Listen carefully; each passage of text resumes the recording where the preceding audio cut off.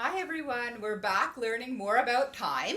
Today you're going to be looking at different time intervals, so different slots of time. So for example, counting by fives or counting by ones or seeing how much time is in between. And we're going to be looking at how many minutes past the hour, but mostly how many minutes to the next hour.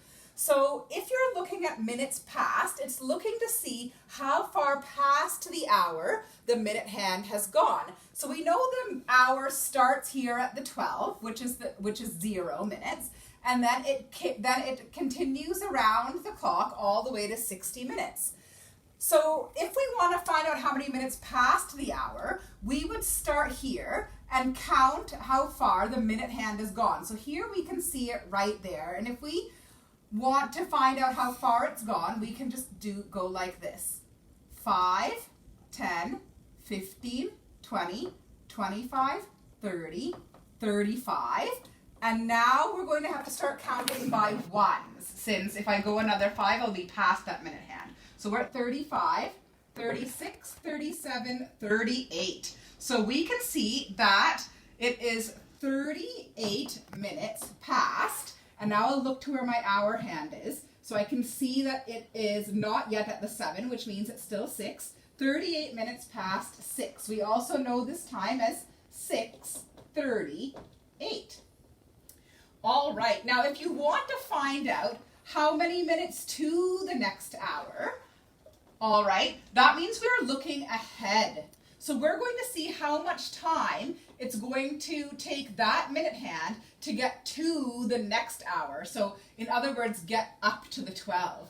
So instead of starting here and counting forward, it's going to be actually easier for us to start at the 12. The reason for that is if we start at the 12, we can count by fives like we did last time and then just add the extra. It's harder to count your extra first and then try to add a count by fives from there. It's easier to start at 0 and count by fives than another number and count by fives. So we're going to start here, okay, looking ahead to the next hour and count backwards and see how far away we are from the next hour. 5, 10, 15, 20, and then 21, 22. So we are 22 minutes to, and then looking ahead to the next hour. So if the hour is 6 now, we're going to look ahead to 7. So it's 22 minutes to 7 at the moment. So all of this means the same as 6:38. Okay? So remembering that strategy of when we look ahead to the next hour, count backwards from the 12. That'll be easier. Now, if we're given a time, and if we're given a time in writing like this, and we have to try and turn it into a time like this in numerals, then we can use the same kind of strategy. So when we're looking at minutes past, then it's pretty obvious how to get the numerals from there. But minutes to is a little trickier because, again, we're looking ahead and we've got to think about counting backwards. So let's see if we can do this one together.